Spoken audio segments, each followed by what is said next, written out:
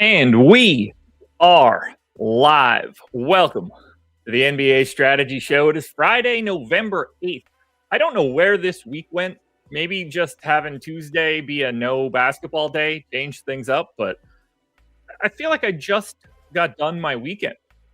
And now it's basically back again, which is pretty exciting. The faster I can get through Monday through Friday, the more happy I'll be about Saturday and Sunday. I'm Josh Engleman, by the way, here to break down 13 NBA games coming back off of 3 from yesterday.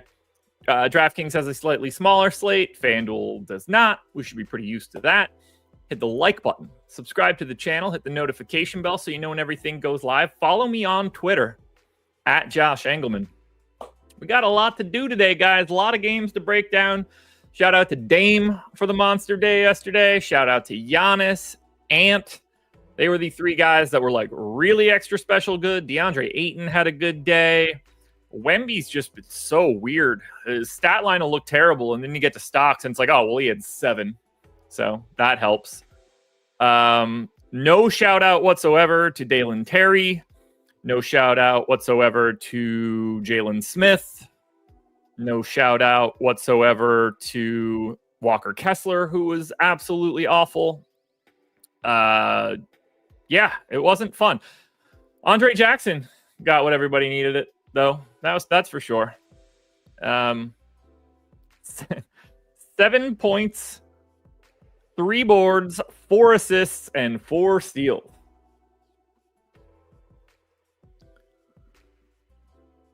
Brian, that's like one of the few things I feel like I got right yesterday was not liking Chris Paul. I was more than okay with that, but I don't know. Terrible day. I bageled the $4.20 max yesterday. Straight 0 for 20, which is, as you would expect, not the goal. All right, I'm grabbing our ownership quickly before I get started, and then we have to get moving because we have a never-ending supply of games to deal with today. All right, so Stokastic Data Hub DraftKings, Stokastic Data Hub FanDuel. Boom. Got them.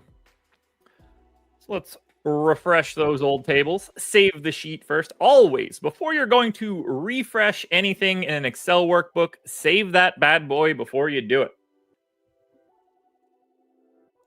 I'm not an NFL guy. I'm not an NFL guy. I don't really pay close attention. I live vicariously now through my wife's season-long team. And she had an interesting matchup yesterday. She's dominant. She's boat racing the league. She's up 3 games already on everybody, 8-1 to 5-4, and steamrolling everybody in total points. But girl she was going up against yesterday had Lamar Jackson. I was like, man, that's a little scary. Katie had somebody too. Lamar obviously ended up with a big game, but Katie also had Jamar Chase, so he hung 55 for her last night, and she got out of the gate. Brian, I am not an NHL guy. That is a strictly odds shopper performance.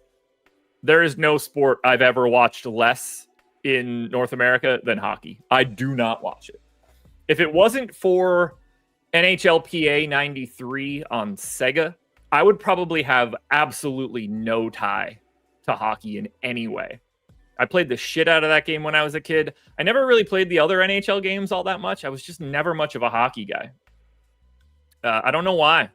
I didn't even enjoy going, I didn't not enjoy going to a game, but I've only gone to one hockey game in my life. I saw Hurricanes,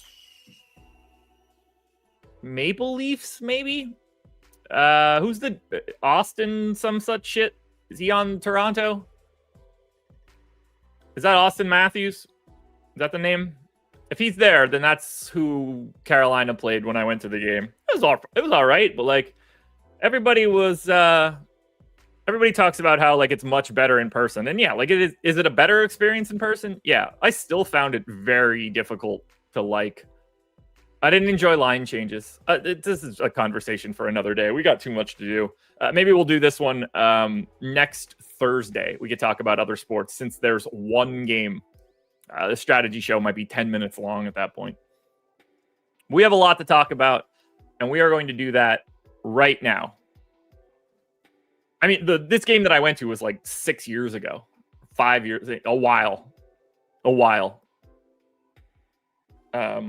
I think he scored an overtime goal to win. I think that sounds right to me. That's how little I paid attention. Indiana Pacers. Let's get into the games. Pacers are 7-point favorites in Charlotte, 234 total. The big piece of news here for Charlotte, they are still without Nick Richards and Mark Williams, and now they're down another body from the starting lineup. Miles Bridges is going to be out for this one. And then on the Pacers side, obviously the Achilles twins are going to be out for the rest of the year. TJ McConnell is questionable. Andrew Nembhard is probable. Okay, that can't be right. Give me 1 second. I mean, maybe it could. There's no way. Ooh, don't want that. I'm going to send a message quickly to see if I can get an ownership refresh. You know what? It's 9 o'clock in the morning. That's insane. I'm not going to do that. All right, let's talk about Indy. So we do have Miles Turner exceptionally high in ownership. He will not be 56% owned if you guys see the screen. That's just not happening. That will come down dramatically. I can make a very good case that I am under projecting his minutes by 1 or 2, but there's no scenario where he's 56% owned today. He will be pretty heavily owned. Like, he does look like the best Indiana Pacer.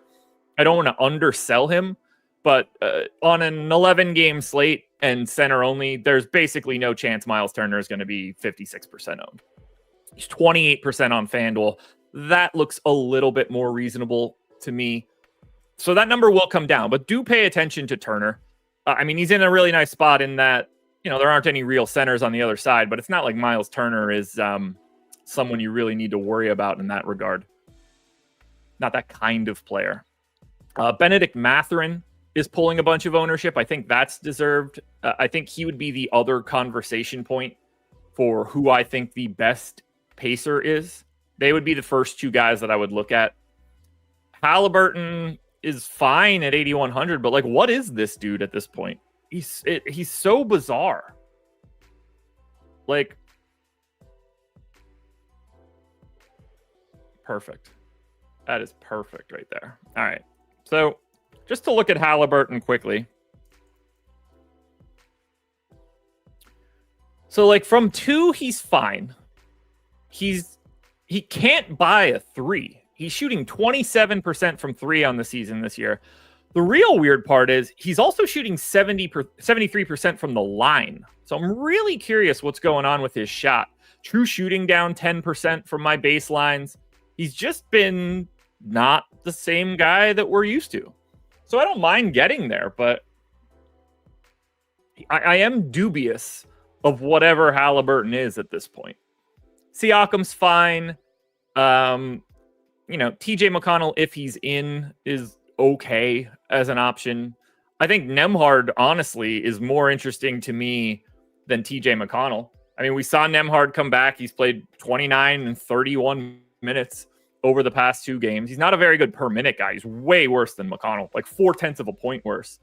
But he has the MPE. They're in a similar price range, and McConnell's pulling more ownership. I don't expect to get to any of these guys. We got to remember, on what DraftKings has today, as I'm pretty sure it's an 11-game slate. I don't think they dropped the 9s as well. I actually haven't looked. I just assumed it was the 2 10s and then started talking like I was confident.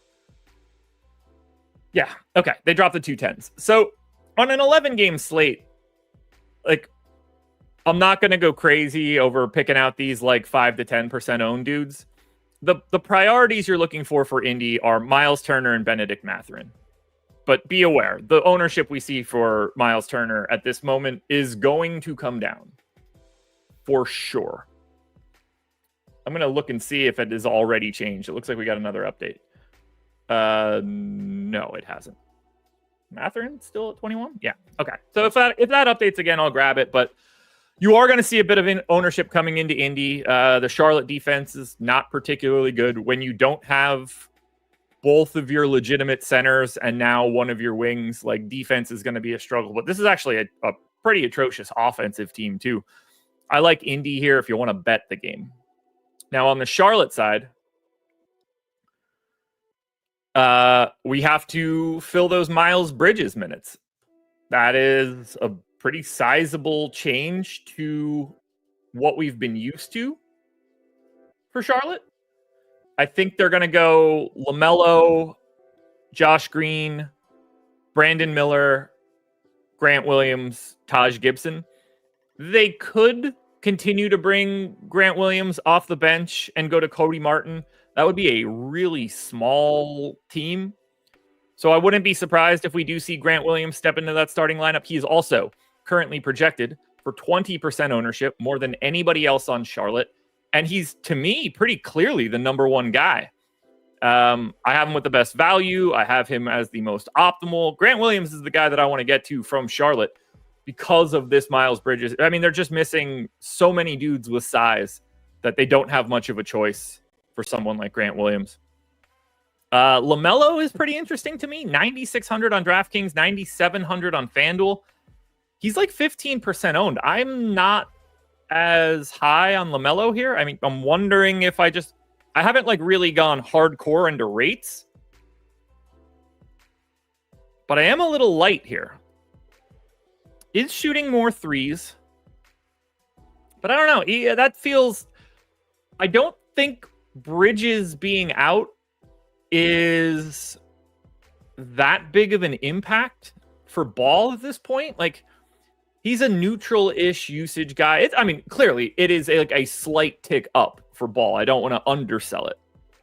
But he feels like a little bit more over-owned to me. 9,600 is a big price. The benefit here for LaMelo is no Aaron Nesmith on the opposite side, who would be the guy that takes the full LaMelo assignment. So defensively, it's a pretty nice matchup for LaMelo. I just think it's a little high. I got a bit of interest in Cody Martin. I think he probably plays like 26 to 28 minutes. I went heavy for 28 just because I don't have a ton of confidence in what the hell Charlotte's going to be doing with the rest of those Bridges minutes. But I think Cody Martin, with guard forward eligibility on DK, looks pretty good. He's also projected for 17% ownership, so I think that makes a ton of sense. The rest of these guys, I don't really see it. I don't have much of Josh Green. He's a really bad per minute dude. Conceivably, Trey Mann can play a little bit more, but these guys are just so small. I don't know if they're going to do that. Maybe they want a little bit more creation. Maybe he gets a little bit more on the second unit. Could happen. Maybe they play LaMelo a boatload more. Maybe I'm pessimistic on his minutes a little bit. I could see that. I went 32. Kind of what he plays. So I don't know.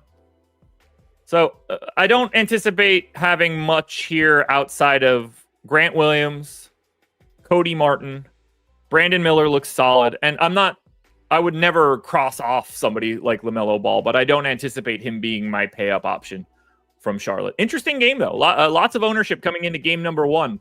Not necessarily something I'm usually excited about on a big slate like this.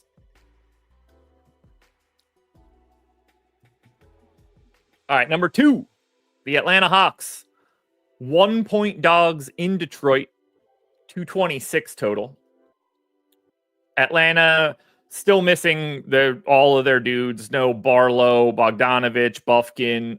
DeAndre Hunter is already out. Vic Krejci, Seth Lundy, and then Cody Zeller not with the team. There is no ownership coming into Atlanta. These prices are all starting to, since they've been missing so many dudes, these prices are starting to be a little bit higher than what these guys deserve. 5% to Jalen Johnson on DraftKings, 13 to him on FanDuel. Those are the two high marks for both sites for Atlanta. And I see it the same way. Atlanta is essentially a cross-off for me. They're pulling 9% aggregate ownership. If Jalen Johnson or Trae Young end up in lineups for me, that is okay. But they are, at best, GPP pivots. No one else on Atlanta looks good to me. Not even close. FanDuel's a little bit different. These guys look a hair better. Trae's a little bit cheaper. Positions look a little bit better. Like Jalen Johnson has the MPE. Reese Shea looks a hair better on FanDuel, but Atlanta is a team that I'm willing to just mostly ignore. I don't see it. Detroit is very different, though. We know that, we don't know that Jalen Duren is out, but he is currently doubtful, sprained his ankle in the last one. Everybody else that's normally available is available. Cade is pulling 15 to 20% ownership between FanDuel and DraftKings. That makes sense. He is the most optimal Piston. Jaden Ivey is 25% on FanDuel and just shy of 20 on DraftKings. A hair over owned to me, but playing massive minutes, big time usage dude, has an MPE on both sites. He's definitely somebody you got to pay attention to today. That ownership isn't going anywhere. And then Tobias Harris, 28% owned on DraftKings, 11 on FanDuel. He's $800 cheaper on DK. Power forward only. Are we seeing anything new in Tobias Harris so far this season? Because obviously, very different guy now playing for Detroit in comparison to playing for Philadelphia. 2-point percentage and everything is all the same. He can't buy a three, shooting 17% from three so far this season. Same kind of volume. Honestly, just the inefficiency from three is really the only difference here for Tobias Harris. Otherwise, he's just sort of playing like the Tobias Harris we know. And then as we keep it moving, we got Beef Stew stepping into the starting lineup. I gave him 30 minutes and he still doesn't even look all that good. Now, he's not that owned. I like him in GPPs at 4,300, but they do have Paul Reed right behind him. These guys aren't super. Honestly, Paul Reed is a better player than Isaiah Stewart. If you ask me, I'd be playing Paul Reed like 24 minutes and Stewart 24. I'm expecting them to go. I went 30-18. If it's 28-20, sure. But Paul Reed's a better basketball player than Isaiah Stewart. And I think that would be better for Detroit if they were trying to win games. But really, I think you're only paying attention heavily to Cade Cunningham, Jaden Ivey, and Tobias Harris. I do think Isaiah Stewart is worth a look in GPPs, particularly on DK where he's $800 cheaper. $5,100 on FanDuel. I don't really need to go to that. RC player, do you think Daniels will be guarding Cade? Yeah, I would imagine that's the assignment. Yeah, I would imagine that's the assignment.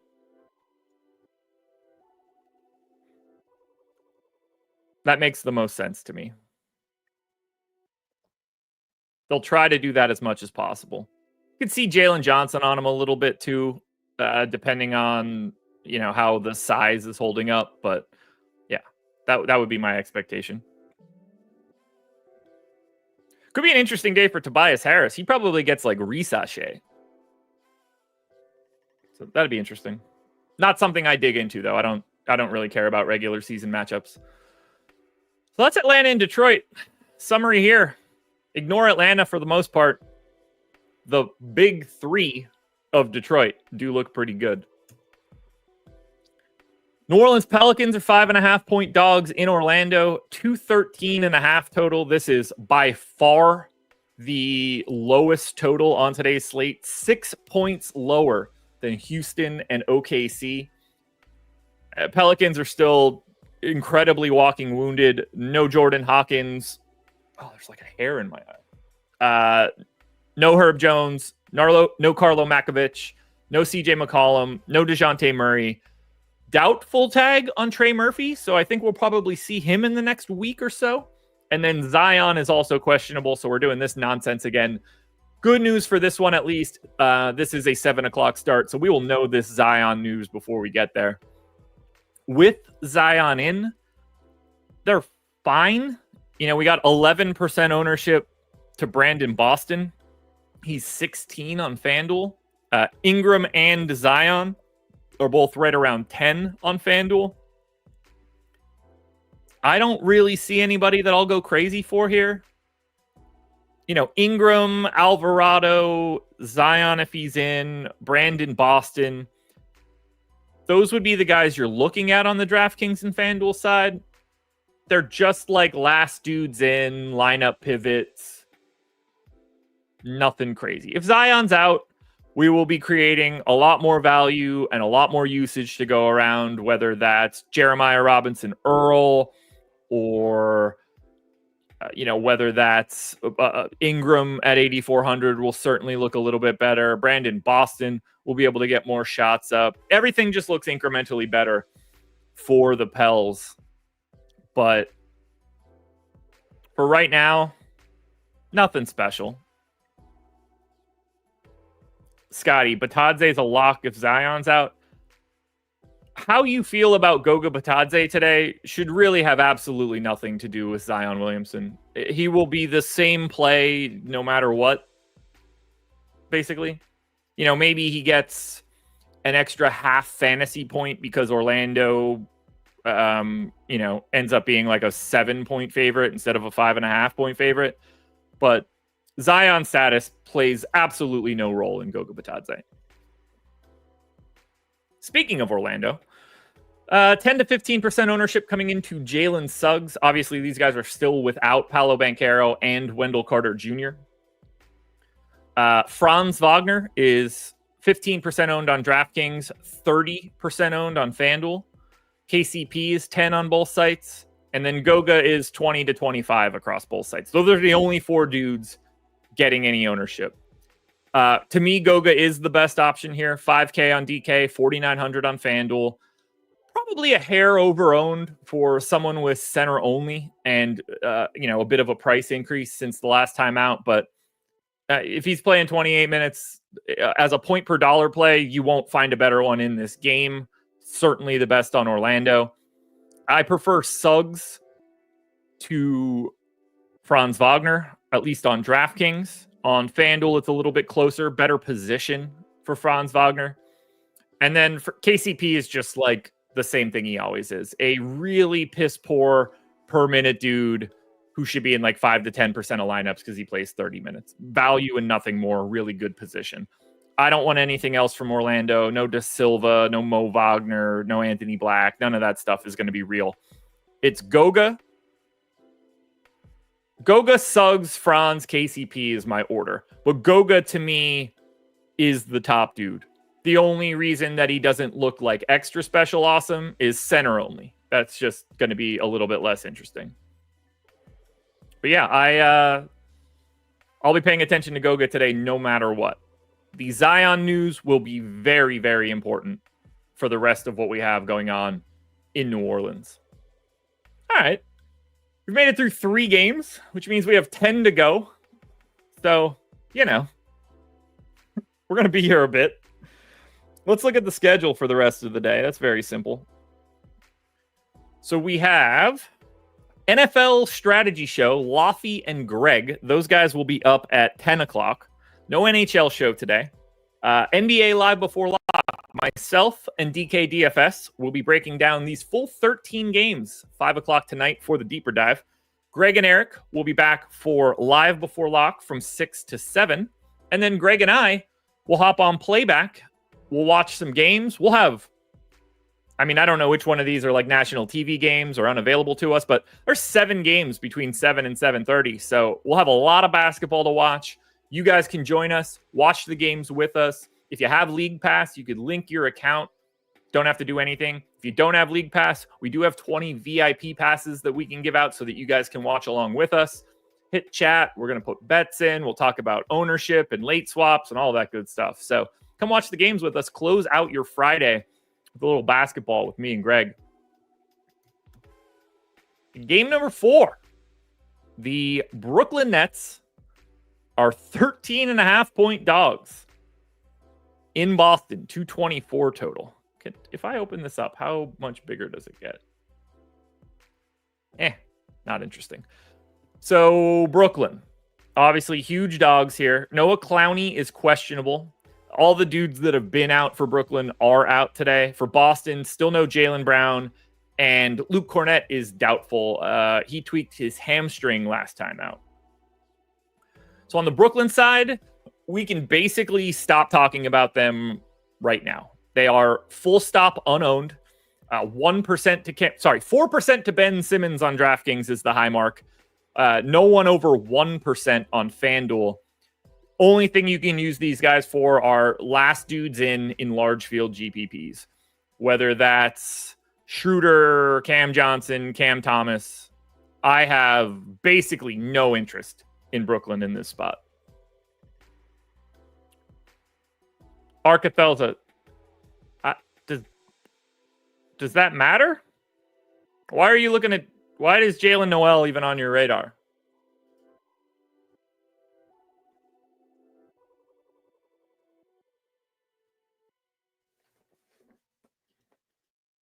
I mean, even if Zion is out, I mean, we're not talking about a guy that's going to get real minutes. 20, maybe. Thoughts on Brooklyn plus 13.5? That's the side I would take.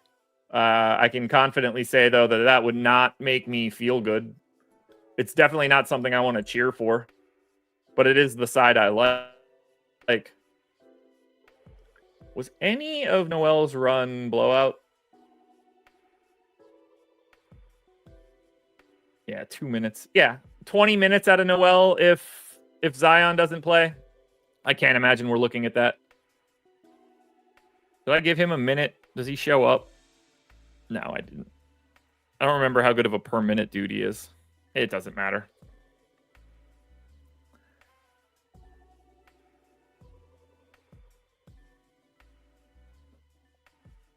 He played 21 minutes in that game. Look, I think he'll play in that scenario, but we're not looking at him on an 11-game slate. That's just not going to be a thing. Let me give him 1 minute just so I can see what I have his rates at.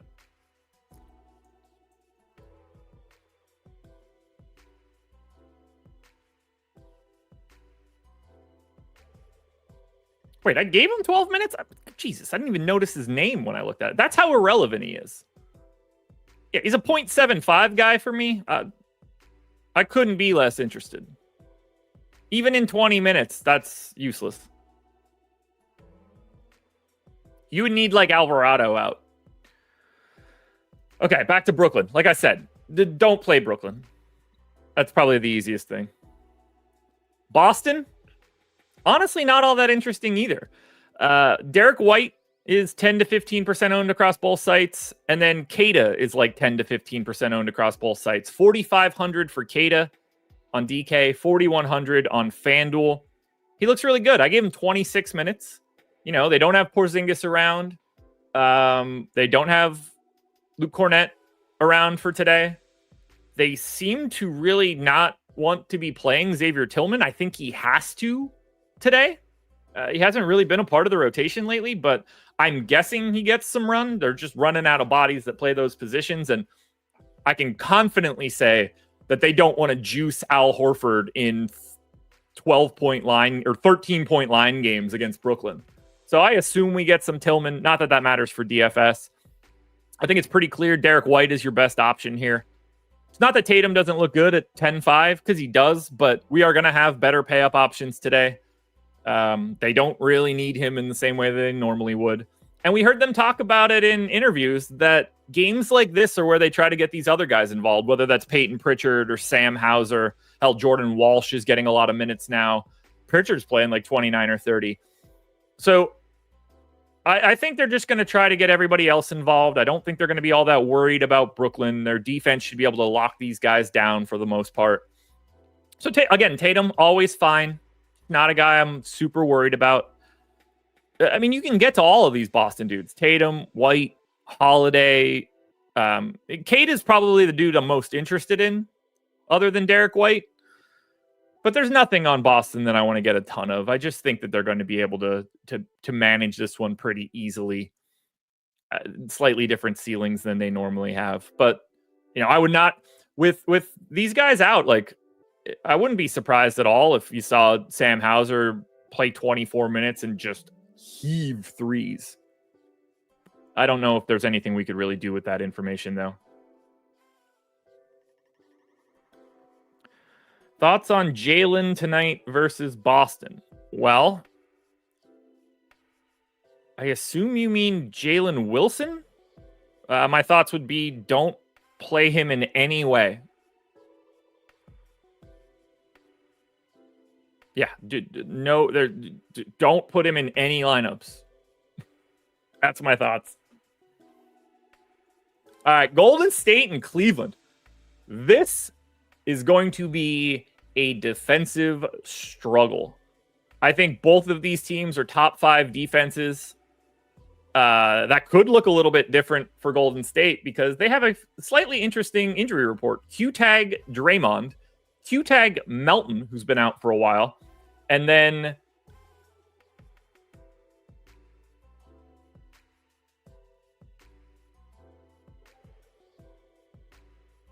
Q-tag on Brandon Pajemski. So if everybody's in, this is a really, really defensive game. Golden State is loaded defensively with really switchable piece. I don't mean like switchable defense style, but yes. But like they've got guys that they can move around and fit the pieces together. They're going to play probably 12 dudes. Only Steph is getting any ownership. That's all that should be happening here, if anything. And even that's okay.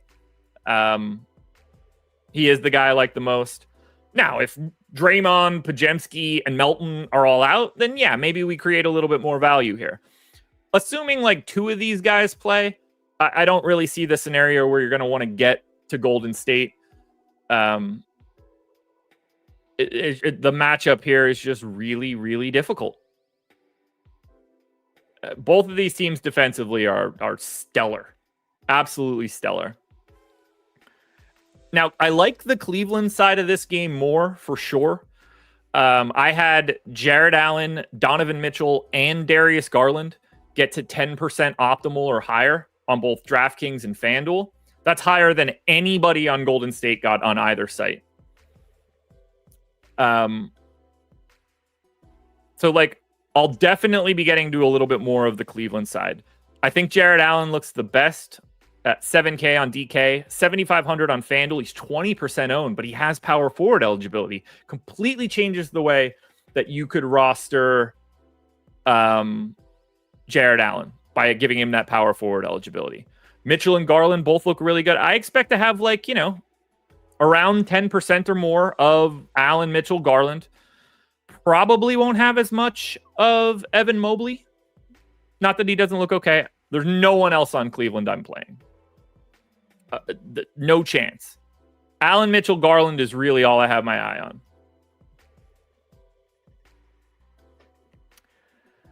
I can promise you this. Jalen Wilson's price is not juicy. Jalen Wilson on a let's just say 11 when we're talking about DraftKings. He shouldn't even come in your mind. Just throw it straight into the trash. We're talking about like the 90th best dude today. Ignore it. You're overthinking it.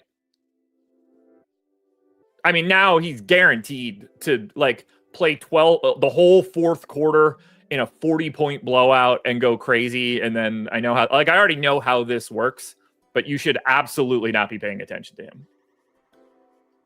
Especially right now. Like, surely we're going to get a bunch of news throughout the day that creates a little bit of value. Yeah, like if you want to play him on like the 734 gamer, I probably still wouldn't get to him. Phoenix and Dallas. Suns are 3.5-point dogs in Dallas. 230.5 total. One of 4 games with a 230 or more total. Not much to read about here. But Bradley Beal's probable. Ryan Dunn is doubtful. Don't think that's going to really affect anything. For Dallas, Maxey is now doubtful, so slowly working his way back. Still no Lively. Still no PJ Washington. So on the Phoenix side, it's kind of the same situation it always is for Phoenix. These guys are completely unowned, and I think they look like good GPP plays.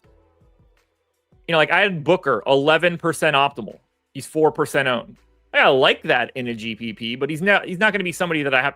Like I can get 15% of Devin Booker at 4% ownership, have a nice stand, and not really have it affect my day.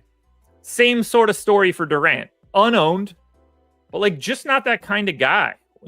These guys are both 1.2 fantasy point per minute guys. It's hard when you have to talk about other pay up options that are 1.3, 1.4. They're playing huge minutes, but again, these guys are GPP pivots at best. Yusuf Nurkic is probably a little underpriced and underrepresented on FanDuel. He's 5,400. He's not owned, but we've seen his minutes start to creep up. I don't know if he was playing his way into shape over the first 2 weeks or not, but he's one guy that I'd at least have a look at.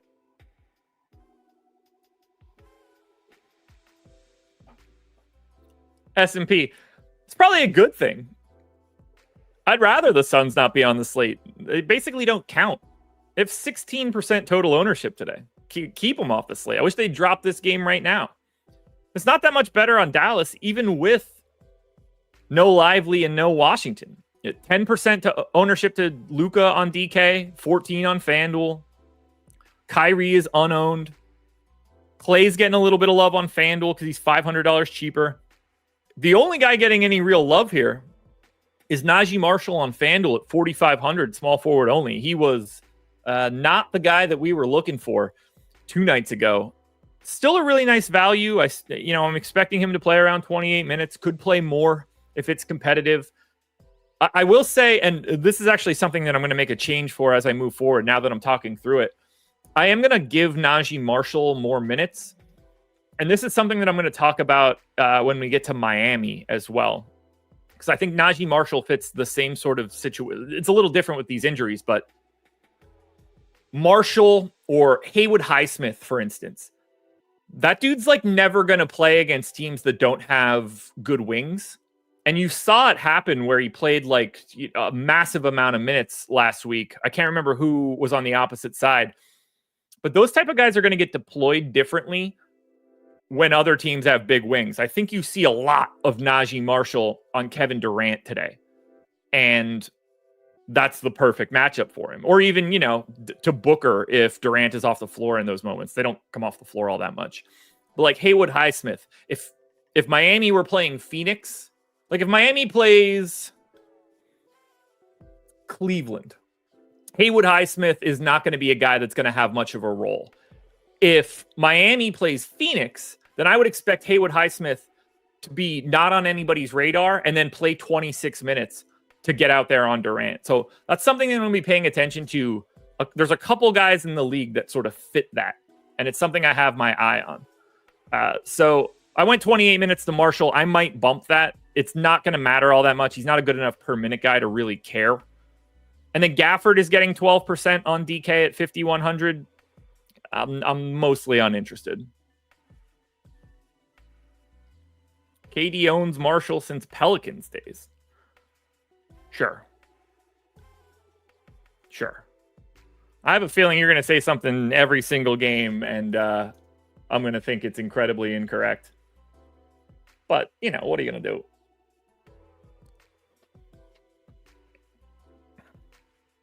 Hard to own a 20-minute a game guy. I can't imagine they've even been on the floor against each other all that much. It's got to be relatively minimal. If you find the salary to pay up for Luka, Luka loves giving Phoenix the business. This is probably one that he circles on his calendar. That affects absolutely nothing to me, but narrative-wise, Luka definitely likes smashing Phoenix into the dirt. So if that's something you guys like, don't be afraid to click that name. There are more priorities on FanDuel than DraftKings, but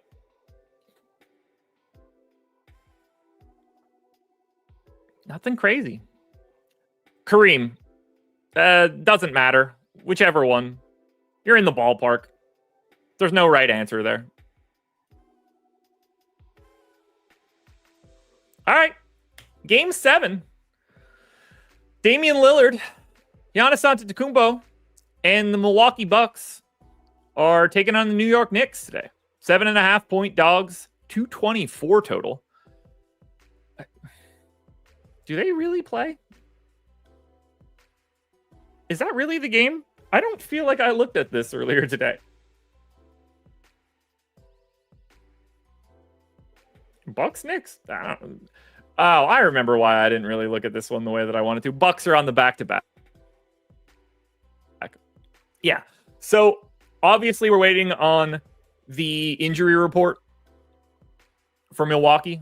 We did have Giannis coming into yesterday with a Q tag on a back-to-back. Who knows? There's absolutely no ownership here, though, coming into Milwaukee.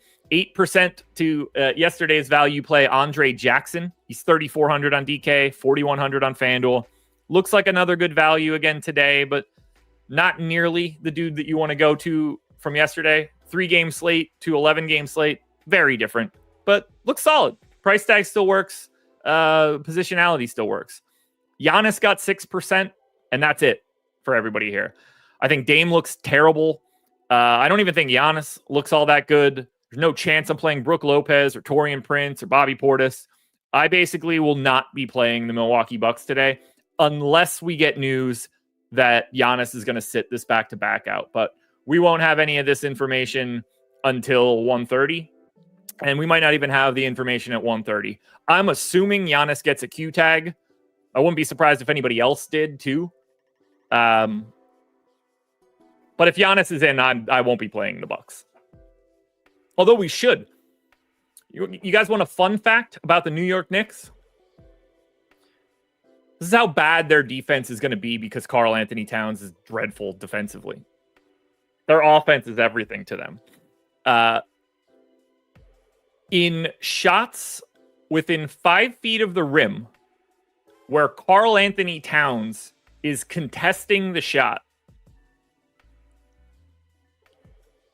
opponents are shooting 90%. Now, yes, that will come down. That's an impossible rate to maintain. But we are talking about one of the least scary rim protectors that exist in the league. So, for someone like Giannis, if he can get downhill, he's going to find a lot of success because he's not going to meet anything even remotely close to resistance at the rim. Basically, if you get anywhere near the basket and Towns is hanging out, it's been an auto bucket so far this season. No one's getting any ownership from the Knicks. Campaign is questionable again today. I have him in, but I don't expect him to play. 8% ownership to Towns on DraftKings is the high mark on DK. It's 6 to Anunoby and Brunson. I actually think these guys are underowned for GPPs just because of their minutes. So Bridges, Anunoby, Hart, Brunson, even Towns, they're all around 10% optimal to me. I don't mind picking off Knicks. I'm not all that worried about this Milwaukee defense, although it is improved with Andre Jackson out there over Gary Trent. But these guys are going to all play. Towns can play more, but these guys are all going to play 38 minutes. These are the kind of guys you want to get to in a GPP, especially if they're low owned. Speaking of, can you look into Brunson?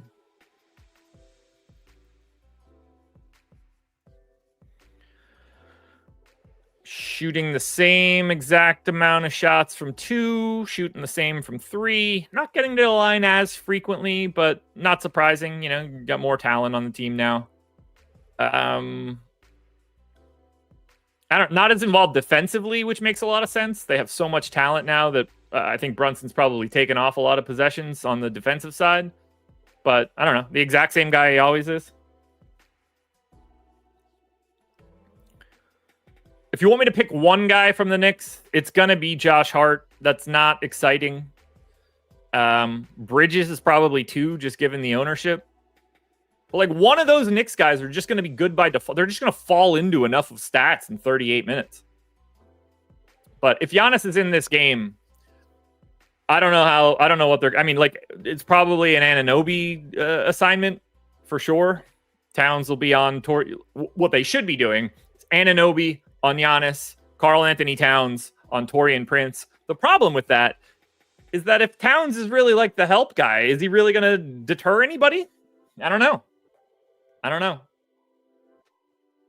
But I'm assuming Towns on Prince is how they start with Anunoby on Giannis.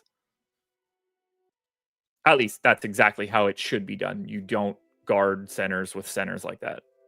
And you don't... Actually, well... That might be too little. Either way. Washington and Memphis. The Wizards are 5.5-point dogs in Memphis, 231 total. This game's next level dumb. So Bagley's questionable. All the dudes that are normally out for Washington are out. Kuzma's still out. No Bane for the Grizzlies. No Vince Williams for the Grizzlies. No Marcus Smart for the Grizzlies. No Gigi Jackson for the Grizzlies. No Ja Morant for the Grizzlies. Who's guarding Brook Lopez? Who cares? I mean, they'll be switching everything.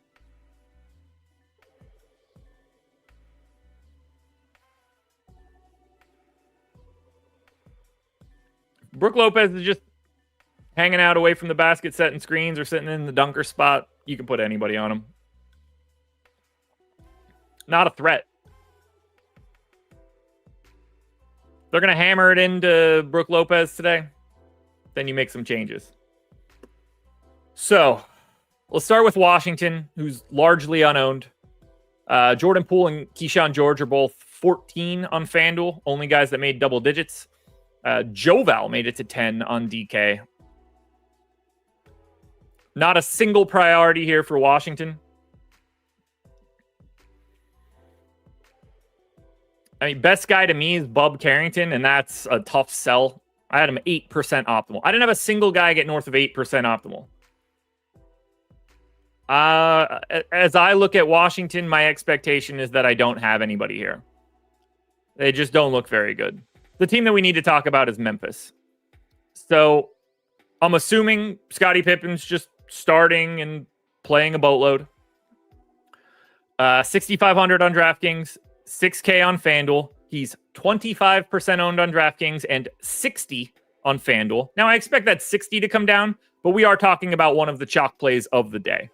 Santi Aldama's 20 on both sites. Triple J is 25 on both sites. Jake LaRavia got to 20 on FanDuel. Zach Edey got to 10. I want to put this out there right now. If Joval and Zach Edey are like mirroring their minutes today, if Joval's starting and Zach Edey's starting, I would run away from Zach Edey. Zach Edey wasn't going up against Joval bodies in college. I think Joval eats his shit today. I would not expect Zach Edey to be able to crack the Joval code. You don't get a lot of situations where Zach Edey has like something comparable body size on the opposite end.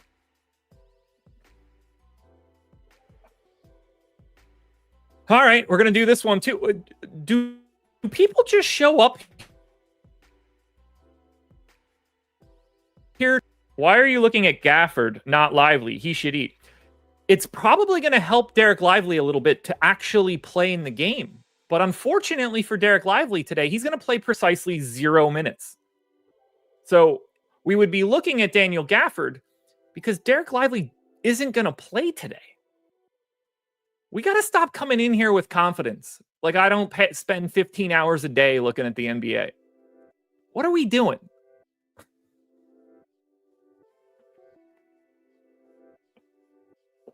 I'm happy to have some conversations about spots where you guys think that I'm wrong, but I think the baseline of just simply knowing if someone's playing today's game is pretty important. Anyway, play a lot of Scottie Pippen today. Looks really good. Awesome play on FanDuel. I like Aldama. I like Triple J a lot. To me, Triple J is the guy I like the most on DraftKings. Edey, I want absolutely 0% of that. He is my least favorite dude to get to from Memphis. Jalen Wells is pretty bad on a per minute basis, but we just keep dropping bodies and he's going to play a ton. So his price is just sort of untenable. The priorities for Memphis are Pippen, Aldama, and Jackson. And I think you probably want to pay a little bit of attention to Jake LaRavia. Sub 5K price tag, 4,900 small forward, power forward eligibility.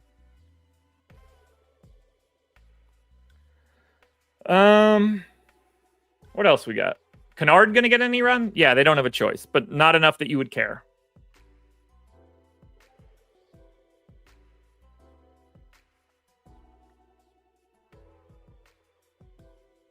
All right, what else do we got here? That's probably it for Memphis. But yeah, I mean, the Conchar questionable tag probably helps out some of these other guys as well. You can get a couple extra minutes.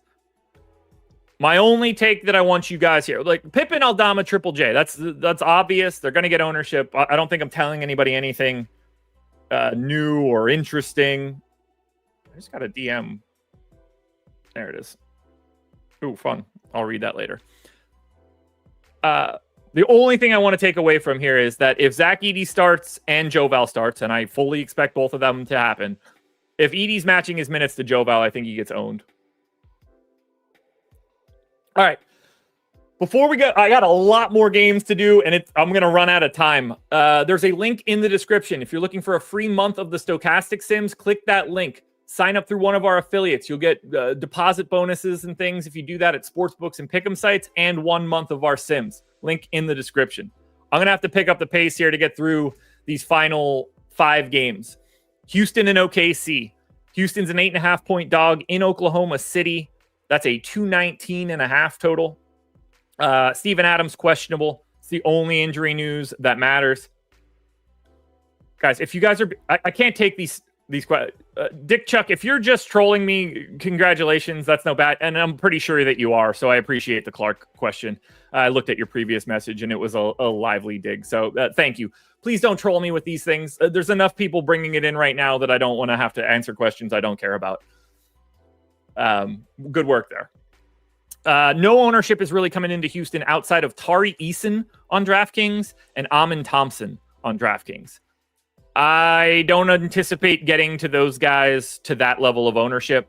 The guy I like the most is a GPP pivot, and that is going to be Fred VanVleet. 7K. Offense is picking up a little bit, totally unowned. But this is a real tough spot for Houston. Both of these teams, solid, really good defenses, honestly. There's no ownership coming into the OKC side. They're at everybody that's normally available is only Shea on FanDuel got over 10% ownership. This is a game that is mostly a cross off to me. I want to watch it. I don't want to play it in DFS. I do think Tari Eason and Amin Thompson look like solid values. I think I could find different versions of those guys that aren't pulling sizable ownership. Either one of them can jump into like a boatload of additional minutes. I get the appeal, but they also don't have to do that. It could just still be Jabari Smith and Alperen Şengün. OKC is nothing. You want to click Shea, you want to click Jalen, you want to click Chet. It's okay. I won't be getting to this game. Miami and Denver. Denver does not have a wing guy that matters, so I don't think that this matchup is a Haywood Highsmith matchup. Jaime Jaquez is questionable for Miami. Tyler Hero is available. Kevin Love is still out. We did get 10% of ownership to Tyler Hero. It's the only guy on DK or FanDuel for Miami that made it into double digits. As always, Butler, Bam, you can play those guys. They just don't look all that great here against Denver. And, heading to altitude is always a little tricky. But there are no priorities from Miami. You're always able to roster starters. They're all like 5%ers. Jokic is 11.8 on DK, 12.2 on FanDuel. Unowned on FanDuel, by the way, if that's something that tickles your fancy. I don't mind the ownership at all on DK. If I could pay up for Nikola Jokic, I'd like to do that. He's the best player in the league. If I can find the salary, I want to get to Nikola Jokic. Only other guy getting any love, Michael Porter Jr. is 12% on DraftKings. Works for me. He's the second best player on the team now. 21% ownership coming into Peyton Watson on FanDuel at 4,500. Probably going to play around 30 minutes as your Aaron Gordon replacement. Value's not too bad. Not somebody I want to go crazy for. To me, probably a hair over-owned. The one big note that we have here for today, Jamal Murray is questionable, coming back from the concussion protocol. If he's in, I don't care about Jamal Murray at all.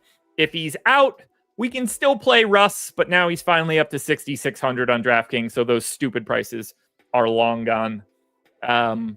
One thing I can tell you is that I will not be playing Julian Strawther. So maybe if Murray is out, Strawther looks a little bit better. There's no chance I'm clicking his name if Jamal Murray plays. Portland and Minnesota. Both of these teams are on back-to-backs, so we don't have either of their injury reports. No one's owned on Portland. Straight zeros across the board. Basically, no one's owned on Minnesota on DraftKings or on FanDuel. And I agree. The highest optimal rate I have of anybody in this game is only 8% to Anthony Simons on FanDuel. Straight cross off until we get their injury report. Maybe Mike Conley sits on the back-to-back. He didn't last time out. Maybe he doesn't have to sit back-to-backs because he doesn't play enough now. But that is possible. Somebody sitting for Portland is possible. But we need their injury report, and we're not going to get that until 2:30. So it's going to be a while.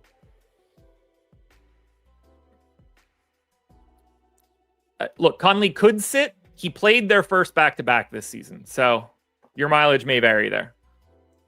I wouldn't be surprised at all. I'd probably lean towards it. I have him in right now. That will make someone like DiVincenzo look a little bit better. That assist rate will jump. Nickeil Alexander-Walker will get probably an extra minute or two. Dillingham will step into the rotation and probably play some backup point guard run, especially against Portland. Honestly, this is a really nice spot to sit Mike Conley and play Rob Dillingham. When you're a 12-point favorite against Portland, that's the spot where you want to get him a little bit of run. But for right now, we can't really pay attention to Portland and Minnesota. Philly and the Lakers. Remember, this game and Clippers Sacramento, not on DraftKings.